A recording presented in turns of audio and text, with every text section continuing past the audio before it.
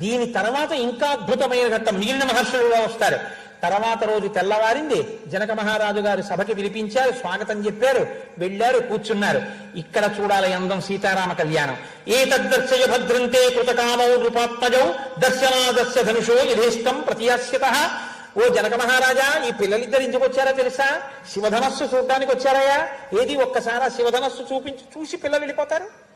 అందుకండి తీసుకొచ్చాడు, చూపించి వెళ్ళిపోవడానికే కాదు, సీతా కళ్యాణానికే తీసుకొచ్చాడు. మరి ఆ మాట అంటే అల్లా తను ముందు బయట పడిపోతే పరమధర్మాత్ముడైన రామచంద్రమూర్తి ఏమంటాడో అందుకని తన అలా అనకుండా శివధనస్సు చూపించమన్నాడు. శివధనస్సు చూపించమంటే శివధనస్సు ఒక్కటి చూపించి జనకుడు ఊరుకుంటాడా? జనకుడు శివధనస్సుకి కథ చెప్పాడు. మా పూర్వీకులలో దేవరాతుడికి పరమశివుడు అనుగ్రహించాడు ఈ ధనస్సుని. ఈ ధనస్సుకి నా కూతురికి ఓ ముడుందన్నాడు. అధమే కృషత క్షేత్రం లాంగలా దుద్ధితామయ క్షేత్రం శోభయతాలబ్ధానాన్నా సీతేతి విశ్రుత భూతలాదుద్ధితా సాతు వ్యవర్ధతమవాత్మజ వీర్యశుల్కేతి మే కన్యా స్థాపితేయం మయోనిజ. నేను ఒకనకొకప్పుడు యజ్ఞం చేద్దామని నాగలి పెట్టి భూమిని దున్నుతున్నప్పుడు ఉద్ధిత తనంత తాను పైకి లేచింది, దొరకడం కాదు, ఉద్ధిత పైకి లేచింది ఆవిడ భూమిలోంచి. లేచి ఇక్కడ చెప్పలేదు, అయోధ్యకాండ చివర చెప్పింది ఆ రహస్యం. తనకి తాను సీత అని పేరు పెట్టుకుంది ఆవిడ. ఆ పిల్లని నేను తెచ్చి పెంచాను, ఆమె అయోనిజ కాబట్టి ఆమె నరకాంత కాదు. నరకాంత అయితే నరుడికి పుట్టాలి, నరుడికి పుట్టిన పిల్ల కాదు, అయోనిజ అయినటువంటి పిల్ల. నరకాంత కాని పిల్లకి నేను భర్తను ఎలా తీసుకొస్తాను? ఇది జనక హృదయం. ఇప్పుడు పుట్టిన పిల్ల సామాన్యమైన పిల్ల కాదు, తన దగ్గర పెరిగింది. ఇప్పుడు ఈ పిల్లకి ఎవరు భర్తయో తెలియాలి అంటే అయోనిజ పుట్టింది కాబట్టి అయోనిజ అయినటువంటి పిల్లని భార్యగా స్వీకరించగలిగినటువంటి వాడు నరుడిగా కనపడుతున్నా నరుడిగా వచ్చిన వాడైన వాడు తప్ప నరుడిగా పుట్టవలసినటువంటి అవసరంతో చేసుకున్న కర్మచేత నరుడైన వాడు కానివాడై ఉండాలి. వాడెవడో తను ఎలా పట్టుకుంటాడు? కాబట్టి నేను వీరీశుల్కని చేశాను ఈ విన్నన్నాడు. అంటే పరాక్రమాన్ని అడ్డు పెట్టాడు. ఎవరు శివధనస్సుని ఎత్తుతారో వాళ్ళకి ఇస్తానన్నాడు. శివధనస్సుని ఎత్తడం, నిలబెట్టడం, ఆరోపణే సమావేగే వేపనే తొలనేపివా, వంచడం, వింటినారి కట్టడం అంటే పుట్టిన పిల్ల మాయామానుష స్వరూపిణి. సౌందర్యలహరిలో శంకర భగవత్పాదులు అంటారు, మహామాయా విశ్వం భ్రమయసి పరబ్రహ్మ మహిషి అంటారు. ఆవిడ పరబ్రహ్మమునకు మహిషి. ఆమె మహామాయా స్వరూపిణి, లోకాన్ని తిప్పుతోంది. ఎవరిని అనుగ్రహించాలనుకుంటుందో వాళ్ళకి మాయా అన్న తెర తీసేస్తుంది. హనుమను అనుగ్రహించింది, రాముడు అర్థమయ్యాడు. ఆవిడ అనుగ్రహించదు, రావణుడికి అర్థం కాదు, తలలు తెగిపోతాయి 10 అయినా. అటువంటి మాయామానుష స్వరూపం ఆవిడ. ఈ మాయాస్వరూపాన్ని వహించి భరించి ధరించగలిగిన వాడెవడో వాడు శివధనస్సుని ఎక్కుపెట్టి నియమించి అల్లెత్రాడు కట్టగలిగిన వాడు. వాడు పరమాత్ముడు. వాడు ఎక్కడ పుట్టాడో నాకు తెలియదు. వాడు నరుడిని తీసుకొచ్చి భర్తగా పెడదామంటే వాడు చేసుకున్న కర్మకు పుట్టిన నరుడు భర్త కాలేడు. సీతమ్మ రాముడు ఎవరో చెప్పగలదు. విష్ణువు నరరూపంలో ఎక్కడున్నాడో చెప్పగలిగినటువంటి తల్లి భూమండలం మొత్తం మీద మైథిలి ఒక్కతే. సీతయే రాముణ్ణి చెప్పాలి. ఇది అసలు హృదయం జనకుడిది. నేను కాదయా చెప్పవలసింది, సీతని అడ్డు పెడుతున్న శివధనస్సునెత్తిన వాడు శివుడే. శివుడికి కేశవుడికి అభేదం, ఉన్నది ఒక్కటే పరబ్రహ్మం. కాబట్టి ఈ ధనస్సు ఎవడెక్కు పెడతాడో వాడికి ఇస్తా పిల్లనన్నాను. అంటే చాలా మంది వచ్చారు, ఒకడు ఇద్దరు కాదు, ఎందరో వచ్చారు. వచ్చి వీళ్ళందరూ శివధనస్సుని ఎక్కువ పెట్టలేకపోయారు. మాయాస్వరూపాన్ని వహించగలిగిన పరంధాములు కారు వాళ్ళు. కాబట్టి వాళ్ళు ఎక్కువ పెట్టలేకపోయినా కక్ష మాత్రం పట్టుకున్నారు. పట్టుకుని వీళ్ళందరూ కలిపి ఒక సంఘం అయ్యారు. మనకి పిల్లని ఇవ్వకుండా ఇలా ఇబ్బంది పెడుతున్నాడు, ఎవడో ఎత్తట్లేదు, ఆ శివధనస్సు ఏం చేసుకుంటాడా, పిల్లని ఇంట్లో పెట్టుకున్నంత అందగత్తే మనకి పిల్లని ఇవ్వట్లేదు కాబట్టి జనకుడి మీద యుద్ధం చేద్దామని అందరూ కలిసి జనకుడి మీదకి యుద్ధానికి వచ్చారు. అంటే నేనేం చేశాను అంటే, నేనంటే జనకుడు, ఆయన ఏం చేశాడు? తలుపులు వేసుకుని లోపల కూర్చుని తపస్సు చేశాడు. తపస్సు చేస్తే తతః సంవత్సరే పూర్ణే క్షయం జాతాని సర్వశః సాధనాని మునిశ్రేష్ట తతోహం భృషదుఃఖితః. బయట యుద్ధం జరుగుతోంది, లోపల దేవతలను ఆరాధన చేశాడు. సంవత్సరానికి లోపల ఉన్న ఆహార పదార్థాలన్నీ కూడా తరిగిపోయి తినడానికి లేదు, చాలా ఇబ్బంది వచ్చేసింది కోట లోపల ఉన్న వాళ్ళకి. అలాంటప్పుడు నేను చేసిన ఉపాసనకి తతో దేవగణాన్ సర్వాన్ తపసాహం ప్రసాదయం దరుశ్చ పరమ ప్రీతాః చతురంగ బలం సురాః. నేను చేసిన తపస్సుకి మెచ్చి దేవతలు తమ చతురంగ బలాలను ఇచ్చారు. ఆ చతురంగ బలాలు పట్టుకుని నేను ఈ వచ్చిన రాజులందరినీ ఓడించాను. వీళ్ళందరూ వెనక్కి వెళ్ళిపోయారు. వెనక్కి వెళ్ళిపోయిన తర్వాత అప్పటి నుంచి నేను ఈ శివధనస్సు ఎక్కి పెట్టేటటువంటి వాడు ఎవడైనా దొరుకుతాడా, దొరికితే పిల్లనిద్దామని ఎదురు చూస్తున్నాను. కాబట్టి విశ్వామిత్ర మహర్షి, ఈ శివధనస్సు అంటే చూసి వెళ్ళిపోయేది కాదు. ఒకవేళ ఎక్కువ పెడితే క్షత్రియుడు అన్నవాడు చూసిన తర్వాత ముట్టుకుంటానంటాడు, ముట్టుకున్నాక ఎక్కువ పెడతానంటాడు. ఒకవేళ ఎక్కువ పెడితే శభాషణ సర్టిఫికెట్ ఇచ్చి పంపం, సీతమ్మని ఇచ్చేస్తాను. యజ్ఞస్య ధనుషో రామ కుర్యాదారోపణం మునే సుతాం అయోనిజాం సీతాం దద్యాం దశరథేరహం. ఒకవేళ రామచంద్రమూర్తి కాని నిజంగా శివధనస్సుని చూసిన తర్వాత ముట్టుకుంటాను, ఎక్కువ పెడతానని చెప్పి శివధనస్సుని ఎక్కువ పెట్టగలిగితే సీతమ్మని, ఎటువంటి సీతమ్మని? అయోనిజ, నా కూతురుగా వచ్చింది గర్వం. సుతాం, నా కూతురు. అయోనిజాం, అయోనిజ. సీతాం, సీత. దవ్యాం, నేనిచ్చేస్తాను. దశరథేరహం, దశరథికి, రాముడికి ఇస్తాను. అంటే నేను ఇంత స్థితిని పొందాను, నన్ను అనుగ్రహించింది పరాశక్తి. ఇది జనకుడి యొక్క పొంగు. జనకస్య వచశ్రుత్వా విశ్వామిత్రో మహాముని ధనుర్దర్శయ రామాయ ఇది హోమాచ పార్థివం. తీసుకొచ్చి ఆ శివధనస్సుని చూపించండి అన్నాడు.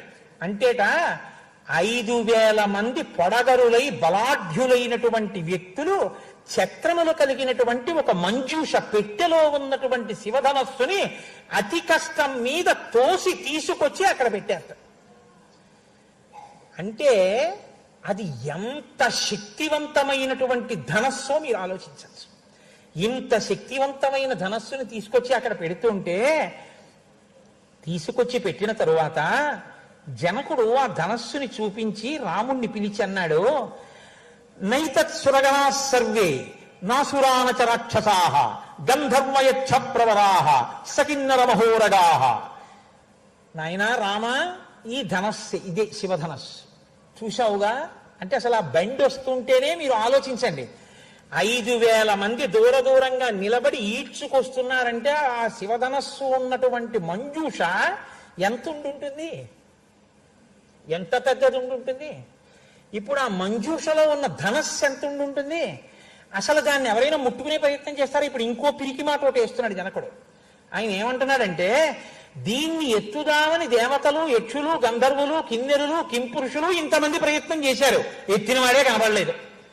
రామ, నువ్వు ప్రయత్నం చెయ్యి అనలేదు. ఏమన్నాడో తెలుసా అండి? పగతిర్మానుషానాంతూ ధనుషోస్య ప్రపూరణే ఆరోపణే సమాయోగే వేపనే తోలనేపివా.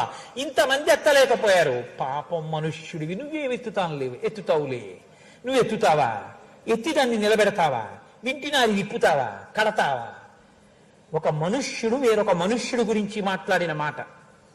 మనుష్య జాతి అంటే ఎంత నీచ స్థితిలో ఆలోచింపబడిందో మీరు చూడండి. రావణుడు ఇదే మాట, మనుషులు నన్నేం చేస్తారన్నాడు. జనకుడు ఇదే మాట, పగతిర్మానుషానంతూ ధనుషాస్య ప్రపూరణే. మనిషి ధనస్సు ఎక్కడ ఎక్కువ పెడతాడా శివధనస్సుని? జనకుడు అదే మాట. అందరూ మనిషి పనికి మాలిన వాడంటే మనిషి గౌరవం ఏమిటో చూపిస్తానది దశవర్ష శతానిచ 11,000 ఏళ్లు భూమి మీద ఉండి మనిషి గౌరవాన్ని నిరూపిస్తానని ఈ భూమండలం మీద తిరిగాడాడు నా తండ్రి రామచంద్రమూర్తి. అందుకే మనుష్య జాతి రుణపడింది రామచంద్రమూర్తికి. ఇప్పుడు చూపించాడు. చూపించిన తరువాత విశ్వామిత్రుడు విన్నాడు. ఆయన త్రికాల వీధి, ఆయనకి తెలుసు ఆ పిల్లాడు ఎక్కువ పెడతాడో ఎక్కువ పెట్టడో తెలుసు. విశ్వామిత్రస్తు ధర్మాత్మ. మహర్షి మాటలు చూడండి, ఆయన ధర్మం తెలుసున్నవాడు. కాబట్టి ధర్మం తెలుసున్నవాడు కాబట్టి నోరు మీ జనక అనకూడదు. ఎందుకంటే తండ్రి కాబట్టి పాత అనుభవంతో అలాగే మాట్లాడతాడు. ఇన్ని మాట్లాడుతున్నాడని ఉద్రేకపడితే రామ ఎక్కువ పెట్టాయి అనకూడదు. మన వల్ల అవుతుందా అండి అంటే? అందుకని ఎలా మాట్లాడాలో అలా మాట్లాడాడు. విశ్వామిత్రస్తు ధర్మాత్మా శ్రుత్వా జనక భాషితం. వత్స రామ, ఏమి ప్రీతండి. శిష్యుణ్ణి పిలిచేటప్పుడు గురువు పరిస్థితి ఎలా ఉంటుందో చూడండి. తతో యుద్ధ పరిశ్రాంతం సమరే చింతయా స్థితం. రావణో వచ్చినటువంటి అగస్త్యుడు వత్స అని రామ రామ మహాబాహో సుడుగృహ్యం సనాతనం రామ రామ అని 2 మాటలు పిలుస్తాడు. ఎంతో సంతోషంగా వత్స, ఓ నా కొడుకుతో సమానమైన వాడా, అత్యంత ప్రీతిపాత్రుడా, నా శిష్యుడా, రామ రాముడా, ధనుప్పస్య చూడా శివధనస్సు. అంతే చెప్పాడు, అంతే. ఇది రాఘవమబ్రవీత్, రాఘవుడితో అంతే చెప్పాడు, అంతకన్నా ఎక్కువ చెప్పలేదు. ఇది ధర్మాత్మ. ఏమి శ్రీరామాయణ రచనండి వాల్మీకి మహర్షిది. ఇప్పుడు ఆయన ఏం చేశాట, వెళ్ళి ఆ పెట్టె మూత తీసి చూశాడు. ఇప్పుడు ఆయన ఎలా ఎక్కువ పెట్టగలదని ఆయన నమ్మకం. గురువు గారు రామ శుభం భూయాత్ అంటే అయిపోతుంది. ఇది ఆయనకి గురువు మీద ఉన్న నమ్మకం. గురువు గారు రామ నువ్వు ఎక్కువ పెట్టు అన్నాడో ఎక్కువ పెట్టేస్తాడు. కానీ విశ్వామిత్రుడు ఏమంటున్నాడు, ధనుపశ్య చూడంటున్నాడు అంతే, ఎక్కువ పెట్టి అంటలేదు విశ్వామిత్రుడు. ఇప్పుడు శుభం భూయాత్ ఎక్కువ పెట్టు అని అనిపించాలి విశ్వామిత్రుడితోటి. గురువు కాని ఆ మాట అన్నారా, మిగిలింది నిమిత్తం. అన్నాడుగా అశ్వమేధంలో దశరథ మహారాజు గారు, గురువు గారు ఆ మాట అనేశారు, ఋష్యశృంగుడు వశిష్ఠుడు, ఇంకా నిమిత్తం అంతే, యాగం అయిపోతుంది, పిల్లలు పుట్టేస్తారు. గురువు గారు నోటంటే రావాలి ఆ మాట, మంగళం మహత్ అనాలి ఆయన. కాబట్టి రాముడు ఎంత తెలివిగా మాట్లాడాడో చూడండి. వాక్ అండి, నేను అందుకే అన్న రామాయణం అంటే వాగ్వైభవమే. ఇదం ధనుర్వరం బ్రహ్మన్ సంస్పృశామి హపానిన యత్తవంచ భవిష్యామి తోలనే పూరణేపివా. గురువుగారు ఈ ధనస్సు చూశాను, ముట్టుకోవాలనుకుంటున్నాను గురువుగారు, ముట్టుకుని పైకెత్తి ఎక్కువ పెట్టాలనుకుంటున్నాను, వద్దు అని క్షత్రియుణ్ణి అంటాడా? ఆయన అన్నాడు, బహడమిచ్చేవతం రాజా మునిశ్చ సంభాషత, అలాగే చెయ్యి. విశ్వామిత్రుడు అలాగే అన్న తర్వాత ధనస్సు లేస్తుందా లేవదా? ఇది గురుభక్తి అంటే. ఎవరైనా ఒకళ్ళతో ఒకళ్ళు అసలు సీతా కళ్యాణం గురించి ఏమైనా మాట్లాడుకుంటున్నారా? అందులో జనకుడు ఒక్కడే చెప్పాడంతే తప్ప, నాకు ఎక్కువ పెడతానండి సీతమ్మని పెళ్లి చేసుకుందామని ఉందండి గురువుగారు అని రాముడు లేకి మాటలు మాట్లాడలేదు. ఎక్కువ పెట్టేసాయి సీతా కళ్యాణం చేసేసుకో విశ్వామిత్రుడు అనలేదు. గురువుగారు ధనస్సు ఎక్కువ పెట్టేయగలనండి రాముడు అనలేదు. ఎక్కువ పెట్టేయి విశ్వామిత్రుడు అనలేదు. గురువుగారు ఇదం ధనుర్వరం బ్రహ్మన్ బ్రహ్మన్ బ్రహ్మన్ అంటే సాక్షాత్తు ఈశ్వరుడా, బ్రహ్మవిత్ బ్రహ్మైవ భవతి, నీవే ఈశ్వరుడవు, నీ నోటి మాటే ఈశ్వర మాట. ఇదం ధనుర్వరం బ్రహ్మం సంస్పృశామి హపానినా, నా చేత్తో ముట్టుకుందాం అనుకుంటున్నాను, యత్తవంశ భవిష్యామి తోలనే పూరణేపివా, తర్వాత ఎక్కువ పెడతాను, చెయ్యినా అన్నాడంతే విశ్వామిత్రుడు. చెయ్యి, అయిపోయిందండి అంతే. గురువాక్యం ఎక్కడా ఎవరు బయటపడకుండా సీతా కళ్యాణం జరుగుతోంది. ఇది గమ్మత్తు అంతే.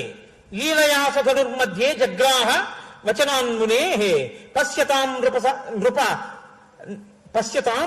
నృపహస్రాణం బహూనాం రఘునందన ఆరోపయిత్వా ధర్మాత్మా పూరయామాస తద్ధను తత్పభంజధనుర్మధ్యే నరశ్రేష్టో మహాయశాః తస్య శబ్దో మహానాసీత్ నిర్ఘాంత సమనిస్వనః. ఆయన వెంటనే ఆ ధనస్సు యొక్క మధ్య భాగాన్ని పట్టుకొని హేళగా ఇలా పైకెత్తేయడం, తాడు విప్పేయడం, కిందకి వంచడం, కట్టేయడం జరిగిపోతోంది. పెళపెళ ధ్వనులతో శివధనస్సు విరిగి కింద పడిపోయింది. అంతే. ఆ శబ్దం వినపడగానే విశ్వామిత్రుడు, రామచంద్రమూర్తి, లక్ష్మణుడు, జనక మహారాజు గారు నలుగురు తప్ప మిగిలిన వాళ్ళందరూ శబ్దానికి స్పృహ తప్పి కుర్చీల్లోంచి కింద పడిపోయారు. అందరూ ఆశ్చర్యపోయారన్నమాట. స్టన్ అని అంటారా ఇంగ్లీష్లో, అలాగా. అంటే ఎవరు ఎత్తుతాడని ఎవరు ఊహ చేయలేదు. ఒక్కసారి ఇలా పైకెత్తితే అప్పటి వరకు ఇలా నిలబడి కనపడని శివధనస్సు పడుకునే కనపడింది. ఒక్కసారి పైకెత్తడం, వింటినారిని ఇలా చేత్తో పట్టుకుని ఆజానుబాహువరవింద దళాయతాక్షం ఇలా విప్పిదాన్ని వంచి కడుతుంటే పెద్ద ధ్వనితో విరిగి పడిపోవడం. ఆశ్చర్యపోయారు. ఒక్కసారి లేచిపోయాడు జనకుడు సింహాసనం మించి. భగవన్ దృష్ట వీర్యో మే రామో దశరథత్వజ అత్యద్భుతమచించంచ అతిర్కితమిదం మయా జనకానాం కులే కీర్తిం హరిష్యతి మే సుత సీతా భర్తారమాసాద్య రామం దశరథత్వజం మమ సత్యా ప్రతిజ్ఞా చ వీర్యశుల్కేతి కౌశిక సీతా ప్రాణైర్బహుమత దేయా రామాయ మే సుత. మహానుభావ, భగవన్ దృష్ట వీర్యోమే, విశ్వామిత్ర మహర్షి చూడండి అద్భుతం అంటున్నాడు. ఇప్పుడు అర్థమైంది విశ్వామిత్రుడు ఎందుకు చూడమన్నాడో, ఎందుకు తీసుకొచ్చాడో. ఆయన ధర్మం అర్థమైంది. భగవన్ గురువుగారు నా కోరిక తీర్చేశారు. ఏమిటి ఇప్పుడు సంతోషం జనకుడికి? పరబ్రహ్మ యొక్క దర్శనమైంది. సీతమ్మ తల్లిని వహించగలిగిన వాడే పరబ్రహ్మ. పరబ్రహ్మ నరుడిగా లోకంలో ఎక్కడ తిరుగుతున్నాడో నేను చూసేశాను నా కళ్ళతో. ఈయనే పరంబ్రహ్మ, ఈయనే పరంబ్రహ్మ. తర్వాత అన్నది త్రిజట ఈ మాటని, పరం బ్రహ్మ పరం సత్యం అని ఆవిడ చెప్తుంది. అలా నేను ఇప్పుడు నా కళ్ళతో చూస్తున్నాను. పిల్లాడి రూపంలో ఉన్నాడు. అత్యద్భుతం, ఇది అద్భుతం. అతర్కితమిదం యా, ఇంకా దీని మీద వాదన లేదు. అన్నమాట ప్రకారం సీతమ్మని ఇచ్చేస్తున్నాను. ఇక్కడ మాత్రం ఒక చిన్న విషయం జరిగింది, దాన్ని దాచారు మహర్షి, చెప్పలేదు. రామాయణంలో అదో గమ్మత్తు. ఆయన అభిజ్ఞానం అని చెప్పి కాకాసుర వృత్తాంతాన్ని అరణ్యకాండలో చెప్పకుండా సుందరకాండలో చెప్పారు. బాలకాండలో సీతారామ కళ్యాణంలో ఒక పెద్ద రహస్యాన్ని దాచి అయోధ్యకాండ చివర అనసూయమ్మతో సీతమ్మతో అనసూయమ్మకి చెప్పించారు. అది అక్కడ విందురు కాని మీరు. కాబట్టి ఇప్పుడు చాలా సంతోషించాడు. దశరథ మహారాజు గారికి కబురు చేశాడు. దశరథ మహారాజు గారి దగ్గరికి 4 రోజుల పాటు శ్రమపడి దూతలు వెళ్ళారు. దశరథ మహారాజు గారు చాలా సంతోషించారు. తన ఋషులందరినీ, తన యొక్క మంత్రుల్ని పిలిచారు. మీ అందరికీ కూడా నచ్చితే, ఆయన ఆచారం నచ్చితే మనం వెళ్ళి ఆయన యొక్క కుమార్తె అయిన సీతమ్మని నా పెద్ద కోడలుగా చేసుకుందాం, మనందరం వెళదామా? ఇప్పుడు ప్రస్తుతం నా కుమారులైనటువంటి రామలక్ష్మణులు విదేహ దేశంలో గుప్త కుశికపుత్రేణ కౌసల్యానందవర్ధన లక్ష్మణేన సహభ్రాత విదేహేషు వసత్యసౌ, చక్కగా విశ్వామిత్రుడి చేత రక్షింపబడి ఉన్నారు. ఎంత పెద్ద మాట అన్నాడో చూడండి దశరథుడు. కట్నం ఎంత ఇస్తాడు, రాజ్యం ఎంతుంది, కోశాగారం ఎంత, ఏనుగులు ఎన్నున్నాయి అని అడగలేదు. ఋషుల్ని పిలిచి అందరినీ మంత్రుల్ని కూర్చోపెట్టుకుని వచ్చినటువంటి దూతల వాక్కు విన్నాడు. నీ కుమారుడు శివధనుర్భంగం చేశాడు, సీతమ్మనిచ్చి పెళ్లి చేద్దాం అనుకుంటున్నాడు జనక మహారాజు గారు, నిన్ను తీసుకురమ్మన్నాడు తొందరగా, అక్కడ వరకే చెప్పి ఊరుకున్నారు. మంత్రులతో ఒక మాట అడిగాడు ఆయన. ఇది మనం నేర్చుకోవాలి రామాయణంలోంచి. ఒక పెళ్లి సంబంధం చూసేటప్పుడు ఏ మాట ముందడిగాడో చూడండి. యదివో రోచతే వృత్తం జనకస్య మహాత్మనః పురీం గచ్చామహే శీఘ్రం మా భూత్కాలస్య పర్యయః. జనక మహారాజు గారి యొక్క ఆచారం, ప్రవర్తన, నడవడి మీకు నచ్చితే మనం వెళ్ళి సీతమ్మని తెచ్చుకుందాం. ఎందుకంటే పుట్టింట్లో ఆచారం పట్టుకుని ఆడపిల్ల అత్తవారింటికి వస్తుంది. ఏ ఆడపిల్ల యొక్క ఆచారమే అత్తవారింటి ఐశ్వర్యాన్ని నిర్ణయం చేస్తుంది. మీరు బాగా జ్ఞాపకం పెట్టుకోండి. ఎందుకో తెలుసా? ఇంటికొచ్చిన కోడలు దీపం పెట్టి రేపొద్దున్న నా కోడలని తెచ్చుకున్న మామగారు శరీరం వదిలిపెట్టేస్తాడు. తప్పదు, ఎవరైనా వదిలిపెట్టవలసిందే. ఈ మామగారికి ఎంత ప్రీతితో కొడుకు తద్దినం పెట్టనివ్వండి, ఆయన వచ్చి పుచ్చుకోవడానికి లేదు, కోడలు దీపం పెట్టాలి. ఆవిడ నీ పెట్టనంటే ఆ ఇంటి గౌరవం ఎవరి మీద ఆధారపడి ఉంటుందంటే కోడల మీద ఆధారపడి ఉంటుంది. కోడలి యొక్క మర్యాద ఎవరి మీద ఆధారపడి ఉంటుందంటే పుట్టింట్లో తల్లిదండ్రులు నేర్పిన ఆచారం మీద ఆధారపడి ఉంటుంది. తల్లిదండ్రులు అలా నేర్పారా? అందుకేనండి మన సంప్రదాయం అంత గొప్పది. ఆడపిల్ల, ఈ పిల్ల ఈడపిల్ల అని మేము నమ్మి చూడటం లేదు. ఈడ పుట్టింది, ఎందుకు పుట్టిందో తెలుసా? ఆడపిల్ల అక్కడికి వెళ్ళిపోతుంది. ఎందుకు వెళ్ళిపోతుందో తెలుసా? అక్కడికి వెళ్ళి ఆ వంశాన్ని ఉద్ధరిస్తుంది, అక్కడ ఉండి నన్ను ఉద్ధరిస్తుంది. తన సదాచారంతో తాను అత్తింటి వారిని పుట్టింటి వారిని కూడా ఆడపిల్ల ఉద్ధరిస్తుంది. కడుపున పుట్టిన కొడుకు కన్నవాళ్ళని మాత్రమే ఉద్ధరిస్తాడు, ఇద్దరిని ఉద్ధరించలేడు. ఆడపిల్ల 2 వంశాలను ఉద్ధరిస్తుంది. సీతమ్మ తల్లి ఉద్ధరించింది. కాబట్టి ఆడపిల్లకి ఆచారం ఉండాలి, ప్రవర్తన తెలిసి ఉండాలి. కోడలికి ప్రవర్తన తెలుసో తెలియదో తెలుసుకోవాలంటే తల్లిదండ్రులకు ఆచారం ఉందో లేదో తెలియాలి. ఆచారం వాళ్ళకు ఉందో లేదో తెలియాలంటే ఋషులు మీకు తెలియాలి. మీకు నచ్చితే నేను వస్తాను, పిల్లని తెచ్చుకుందాం, మీకు నచ్చకపోతే కబురు చేసేద్దాం. ఏది ముందు చూశాడు? ఆచంద్రతారార్థం వంశాభివృద్ధి ఐశ్వర్యాభివృద్ధికి ఆచారం కలిగిన పిల్లని చూసుకున్నాడు దశరథుడు. రామాయణం మనకి నేర్పింది ఎలా బతకాలో. ఓ సంబంధం చూసుకుంటే ముందు ఏది అడగాలో మనం నేర్పింది. ఋషులందరూ ముక్త కంఠంతో అన్నారు, జనకుడంటే సామాన్యుడు కాడు మహానుభావ, మనం బయలుదేరదాం అన్నారు. వశిష్ఠో వామదేవస్య జాబాలి రథకాశ్యప మార్కండేయస్సు దీర్ఘాయు ఋషిక్కాచ్యయనస్తథ. ఈ ఋషులందరినీ పిలిచాడు, బయలుదేరండి అన్నాడు. తన రథాన్ని సిద్ధం చేసుకున్నాడు. అందరూ బయలుదేరారు. వాళ్ళు రావడానికి 3 రోజులు పెట్టింది, దశరథుడు వెళ్ళడానికి 4 రోజులు పెట్టింది. అంటే దూతలంత తొందరగా వచ్చారు, విశ్రాంతి తీసుకోకుండా 4 రోజులు ప్రయాణం చేసి మిథిలా నగరాన్ని చేరుకున్నారు. సంతోషంగా జనక మహారాజు గారు స్వాగతం చెప్పారు. చెప్పిన తర్వాత కూర్చోపెట్టారు. చక్కగా నా తమ్ముడైనటువంటి కుశధ్వజుడు ఉన్నాడు, ఆయన్ని కూడా పిలిపిస్తాను, నేనంటే చాలా ప్రీతి కలిగిన వాడు, నా తమ్ముడు కూడా పక్కనుండగా మాట్లాడుకుంటే మనకి సంతోషంగా ఉంటుందన్నాడు. అన్నదమ్ముల యొక్క ప్రేమ అంటే ఎలా ఉంటుందో, మర్యాద అంటే ఎలా ఉంటుందో చూపించారు. అన్నయ్య ఇప్పుడు నాకు ఎక్కడ కుదురుతుందిలే అన్నయ్య, సెటిల్ అయితే అప్పుడు వస్తానులే అనలేదు. కుశధ్వజుడు పరుగును వచ్చాడు. ఒక కడుపున పుట్టిన అన్నదమ్ములంటే ఆయన కూతురు నా కూతురు కాదు, నా కూతురే. నా తమ్ముడు కూతురుని చెప్పేటప్పుడు మా తమ్ముడు కూతురు అన్నాం, నా కూతురు అంటాను. నా కూతురు గురించి చెప్పేటప్పుడు నా తమ్ముడు మా అన్నయ్య కూతురు అంట, నా కూతురు అంటాడు. నా కూతురనే అంటాం, నా కూతురని నోటితో అంటాం కాదు, ఆ పరుగు ఆర్తి అలా ఉండాలి. అలా ఉన్నవాడు నా తమ్ముడు పరిగెత్తుకొచ్చాడు. పరిగెత్తుకుంటూ వచ్చాడు, అందరూ కూర్చున్నారు. మా వంశం ఇంత గొప్పదని దశరథుడు చెప్పుకోవడం కాదు, పరాకు లేకుండా పెంచకుండా త్రుంచకుండా ఉన్నది ఉన్నట్లు మాట్లాడాలంటే పురోహితులు మాట్లాడాలి. పెళ్లి చేసేటప్పుడు నిశ్చితార్థం చేసేటప్పుడు ఇవ్వాలంటే మన దౌర్భాగ్య స్థితి అలా వచ్చింది. పెళ్లి అవ్వకుండానే నిశ్చితార్థంలో పెళ్లి కొడుకు కూతురు పక్క పక్కన కూర్చోవడం, దండలేసేసుకోవడం, ముట్టేసుకోవడం, ఉంగరాలు మార్చేసుకోవడం వాళ్ళది కాదు తప్పు, పెద్దవాళ్ళది తప్పు. వాళ్ళు చెప్పాలి, నువ్వెందుకమ్మా, నువ్వు కాదు నిశ్చితార్థానికి రావాల్సింది, నేను వెళ్ళవలసిన వాడిని, మాటిచ్చి పుచ్చుకుని తాంబూలాలు పుచ్చుకుంటాను, నేను వెళతానని చెప్పాలి. వెళ్ళి ఆయన నిశ్చితార్థం చేసుకోవాలి. ఆడపిల్లని తీసుకెళ్ళమని ఎవడు చెప్పాడు, పక్కన కూర్చోబెట్టమని ఎవడు చెప్పాడు, దండలు మార్చుకోండి, ఉంగరాలు పెట్టుకోండి అని ఎవడు చెప్పాడు, వెడ్డింగ్ రింగ్ అన్న పాశ్చాత్య సంస్కృతికి దిగుమతి చేయమని ఎవడు చెప్పాడు, పిల్లల్ని పాడు చేయమని ఎవడు చెప్పాడు. బాధ్యత ఉంటే తల్లిదండ్రులది, పిల్లలది కాదు. కాబట్టి ఇప్పుడు మహానుభావుడు తన భార్యలని కూడా తీసుకెళ్లలేదు. గమ్మత్తు ఏమిటో తెలుసా అండి, దశరథ మహారాజు గారి తొందర అలా ఉంటుంది. ఆయన ఒక నిర్ణయం తీసుకుంటే అంతే, వెళ్ళిపోతాడంతే. ఈ తొందరలో గమ్మత్తు మీకు ఎక్కడ కనపడుతుందో తెలుసా అండి, చెప్పకుండా చెప్తారు మహర్షి. భరతుడి మేనమామ యుధాజిత్ వచ్చి అన్నాడు, మా మేనల్ని చూద్దామని అయోధ్య వచ్చాను, మీరేదో పెళ్లి ఏర్పాట్ల కోసం ఇక్కడికి వచ్చారని తెలిసింది, చూద్దామని పరిగెత్తుకుంటూ ఇక్కడికి వచ్చాను లేండి అన్నాడు. అంటే పిల్లల మేనమామలకు కూడా చెప్పడం. సీతారామ కళ్యాణానికి నిజానికి ఎవరిని పిలవలేదు, పెద్దగా బంధువుల్ని పిలిచేట్టు సీతారామ కళ్యాణంలో కనపడదు. ఎందుకంటే చాలా ఆకస్మికంగా వెళ్ళిపోయాడు అంతే దశరథుడు. ఇక్ష్వాకు వంశంలో పత్నుల్ని తీసుకెళ్లరు పెళ్లికి, అందుకని కౌసల్యా సుమిత్ర కైకేయి కూడా వెళ్ళలేదు. ఇప్పుడు అందరూ వెళ్ళారు, కూర్చున్నారు. పురోహితుడైనటువంటి వశిష్ఠుడు ఇక్ష్వాకు వంశం గురించి చెప్తున్నాడు. తాంబూలాలు ఇచ్చుకునేటప్పుడు ఒకసారి ఆ వంశం గురించి చెప్పుకోవాలి, ఆడపిల్లలో మగపిల్ల. ఆయన తాతగారు ఆయన తెలియదు, ఆయన ముత్తాతగారు ఆయన తెలియదు, ఆయన ఏం చెప్తాడు? ఇంకా అసలు నీకు తెలిస్తే కదా నీ పెద్దల గురించి నువ్వు చెప్పడానికి. ఏమీ తెలియదు. ఏం తెలుసు అంటే ఉంగరాలు మార్చుకోవడం, తులం ఉంగరం పెట్టమా, తులవందరం ఉంగరం పెట్టమా, పిల్ల పేరు మీద ఫిక్స్డ్ డిపాజిట్ అయ్యమా, పిల్లాడి పేరు మీద ఫిక్స్డ్. అపనమ్మకం, ఎంత అపనమ్మకమో చెప్పలేను.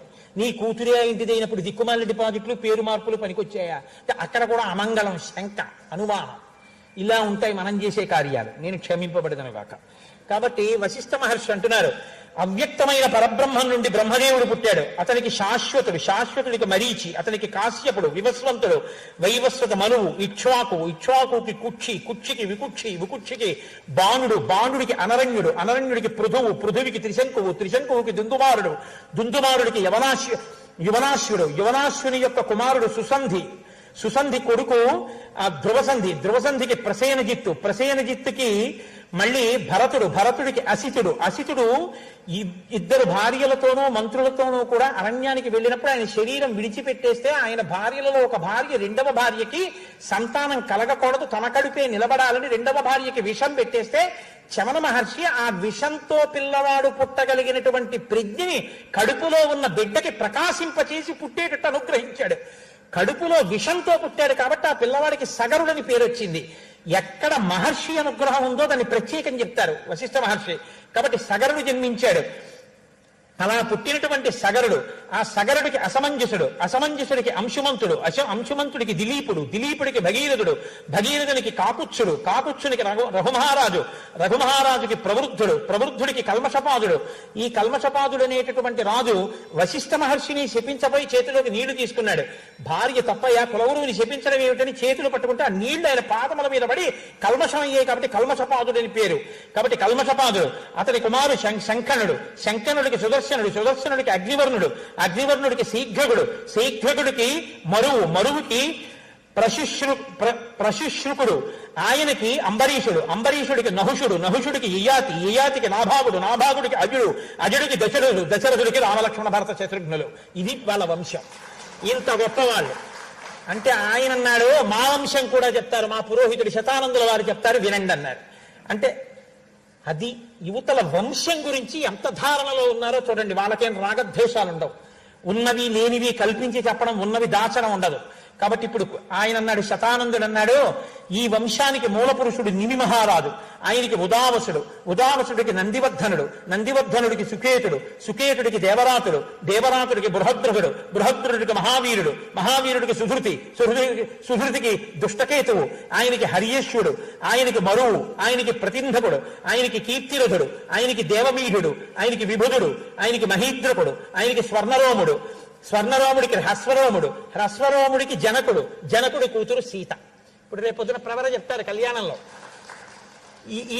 ఈ వరుస క్రమంలోనే చెప్తారు రేపొద్దున చెప్పేటప్పుడు. కాబట్టి ఆ సీతమ్మ తల్లినే జనక మహారాజు గారు రామచంద్రమూర్తికి ఇవ్వబోతున్నారు. అంటే జనకుడు అన్నాడు, నా కుమార్తె ఇంకొకటి ఉంది ఊర్మిళ, ఆమెని లక్ష్మణుడికి ఇస్తానన్నాడు. ఈలోగా విశ్వామిత్ర మహాముని జోక్యం చేసుకుని అన్నారు, ఇక్కడ వరకు వచ్చింది కాబట్టి నేను ఒక మాట చెప్తాను. ఈ జనక మహారాజు గారి యొక్క తమ్ముడు ఉన్నాడు కుశధ్వజుడు. ఈ కుశధ్వజుడికి 2 బిడ్డలు ఉన్నారు, మాండవి, శృతకీర్తి. మాండవి శృతకీర్తిని భరతుడికి శత్రుఘ్నుడికి ఇచ్చి వివాహం చేద్దామన్నారు. సరే, అంగీకరించారు. నాందీదేవతాహ్వానం, సమావర్తన కార్యక్రమం, 1,00,000 గోవుల్ని సమర్పించి దానం చేసి దశరథ మహారాజు గారు అత్యద్భుతంగా స్నాతక వ్రతాన్ని పూర్తి చేశాడు. స్నాతకము అన్న మాట వైదిక సంస్కృతిలో, అది గుర్తుపెట్టుకోండి. విశ్వవిద్యాలయాలు స్నాతకోత్సవం చేస్తున్నాయంటారు. స్నాతకం అంటే ఏమిటో తెలుసా అండి? గురువు గారు నిర్ణయించాలి స్నాతకంలో వీడు గృహస్థాశ్రమానికి పనికొస్తాడా పనికిరాడా అని. అందుకని చెప్తారు, ఒరే నాయనా, నువ్వు ఆశ్రమం మారి ఎందుకు ఎడుతున్నావో తెలుసా? సత్యం బ్రూయాత్, ప్రియం బ్రూయాత్. నువ్వు ఎప్పుడు చాలా జాగ్రత్తగా మాట్లాడు, సత్యమే మాట్లాడు. శ్రద్ధయా దేయం, ఏదైనా ఇచ్చేటప్పుడు శ్రద్ధగా అశ్రద్ధగా ఇవ్వకు. తల్లిని గౌరవించు, తండ్రిని గౌరవించు, అతిథుల్ని గౌరవించు. ఇన్ని మాటలు గురువు గారు చెప్తే అన్నిటికీ అంగీకరించిన తర్వాత ఇతనికి నువ్వు పిల్లని ఇవ్వచ్చని చెప్తారు గురువుగారు. అది స్నాతకోత్సవం. పట్టభద్రుడైనట్టే స్నాతకోత్సవంలో పెళ్లి కొడుకు గృహస్థాశ్రమంలోకి వెళ్ళడానికి యోగ్యత గురువు గారి చేత ప్రకటింపబడుతుంది. ఇప్పుడు ఈ స్నాతకోత్సవం అంతా పూర్తయింది. కళ్యాణోత్సవానికి, వివాహానికి రమ్మని జనక మహారాజు గారు కబురు చేశారు. దశరథ మహారాజు గారు తన కుమారుల్ని తీసుకుని వివాహ మంటపంలోకి ప్రవేశించాడు. వేదిక మీద చక్కగా బంగారు కలశలు పెట్టారు, పాలికలు పెట్టారు, వాటిలో లాజలు పేలాలు పోశారు, అందులో అక్షతారోపణం చేశారు. మొలకలన్నీ కూడా చక్కగా అందులో ఆ మట్టి పోసి ఆ మట్టిలో నవధాన్యాలు వేసి అన్ని పూజా ద్రవ్యాలని కూడా మంగళప్రదమైనటువంటి ద్రవ్యాలు, అవన్నీ పేలాలు మొదలైనటువంటివి పరమమంగళ ద్రవ్యాలు. మేము ఏదైనా పెద్ద ఉత్సవం చేస్తే కాకినాడ పట్టణంలో ఊరిరిగింపులో ముందు కన్యలందరూ కూడా పేలాలు జల్లుతూ వెళ్తారు. పేలాలు జల్లితే దేవతలు వస్తారు, మనవరాలు జల్లితే ప్రేతాలు వస్తాయి. అందుకే శవాన్ని తీసుకెడితే మనవరాలు జల్లుతారు. ఇంట్లో మనవరాలు పెట్టరు పిల్లలకు. అందుకే ఇందుకురా కింద మీద వస్తా పేలాలు తినంటారు. పేలాలు ఎప్పుడు యజ్ఞయాగాది క్రతువులలో దేవతల యొక్క అనుగ్రహానికి వాడబడతాయి. అవి మంగళ ద్రవ్యాలు. అవి వేదిక మీద ఎప్పుడు ముందే పెళ్లికి సిద్ధంగా పెట్టుంచాలి. అవి ఉంటే చాలా మంగళప్రదం. కొన్ని ద్రవ్యాలకు ఆ శక్తి ఉంటుంది. కాబట్టి ఇప్పుడు సిద్ధంగా ఉన్నారు. సీతమ్మ తల్లి అగ్నిహోత్రానికి అటు కూర్చుంది, రామచంద్రమూర్తి ఇటు కూర్చున్నారు. జనక మహారాజు గారు వచ్చారు, సీతమ్మ తల్లి చెయ్యి పట్టుకున్నారు. తత సీతాం సమానీయ సర్వాభరణ భూషితాం సమక్షమగ్నే సంస్థాప్య రాఘవాభిముఖే తదా అబ్రవీ జనకో రాజా కౌసల్యానందవర్ధనం. రాముణ్ణి చూసి అన్నారు, ఇయం సీత మమ సుత సహధర్మచరీతవ ప్రతీచ్య చైనాం భద్రం తే పాణిం గృహీష్వ పాణిన పతివ్రత మహాభాగా ఛాయైవానుగతా తదా ఇత్యుక్త్వా ప్రాక్షిపద్రాజ మంత్రపూత జలం తదా సాధు సాధ్వితి దేవానాం ఋషీణాం వదతాం తదా దేవదుందుభి నిర్ఘోష పుష్పవర్షో మహానభూత్ ఏవం దత్వా తదా సీతాం మంత్రోదక పురస్కృతాం అబ్రవీత్ జనకో రాజా హర్షేణాభిపరిప్లుత. ఆయన సీతమ్మ తల్లి చెయ్యి పట్టుకుని, ఇయం సీత, ఈమె సీత, మమ సుత, ఎంత సంతోషమో, నా కూతురు, మమ సుత సహధర్మచరీతవా, ఎందుకు ఇస్తున్నానో తెలుసా? ధర్మంలో నిన్ను అనుసరించి ఉంటుంది. పతివ్రత, పతివ్రత, ఈమె వివాహమునకు పూర్వం చేసిన నోములన్నీ మంచి భర్త కోసం, వివాహం తర్వాత చేసే వ్రతాలన్నీ నీ యొక్క అభ్యున్నతి కోసం. పతివ్రత మహాభాగా ఛాయేవానుగతా సదా, నీడ అనుసరించినట్టు నిన్ను అనుసరిస్తుంది. అటువంటి పిల్లని నీకు ఇస్తున్నానని చెప్పి రామచంద్రమూర్తి చేతిలో సీతమ్మ తల్లి చెయ్యి పెట్టి, ఆ పాణిగ్రహణం వాళ్ళకి సుముహూర్తం. కాబట్టి ఆ సుముహూర్త సమయానికి పాణిగ్రహణం చేయించారు. దేవదుందుబులు మోగే, పుష్పవృష్టి కురిసింది. ఆ తర్వాత లక్ష్మణాగత్య భద్రంతే ఊర్మిళాముజ్జితాన్మయ ఉచ్చి ప్రతి ఇచ్చ పాణి గృహీష్వా మాభూత్కాలస్య పర్యయ. లక్ష్మణ రా రా అని చెప్పి లక్ష్మణుడి కూడా ఆ లక్ష్మణుడి చెయ్యి పట్టుకుని ఊర్మిళ యొక్క చెయ్యి లక్ష్మణుడి యొక్క చేతిలో పెట్టారు. తర్వాత తమేవ ముక్త్వా జనకో భరతం చాభ్యభాషత గృహాణ పాణి మాండవ్యా పాణినా రఘునందన. మాండవి యొక్క చేతిని భరతుడి యొక్క చేతిలో పెట్టారు. శత్రుఘ్నం చాపి ధర్మాత్మా బ్రవీజ్జనకేశ్వర శృతకీర్త్యా మహాబాహో పాణిం గృహీష్వ పాణిన. శత్రుఘ్నుడి యొక్క చేతిలో శృతకీర్తి యొక్క చెయ్యి పెట్టారు. నలుగురు అన్నదమ్ములకి వివాహాలు పూర్తయ్యాయి. చాలా సంతోషంగా ఆ రాత్రి సీతారామ కళ్యాణం పూర్తి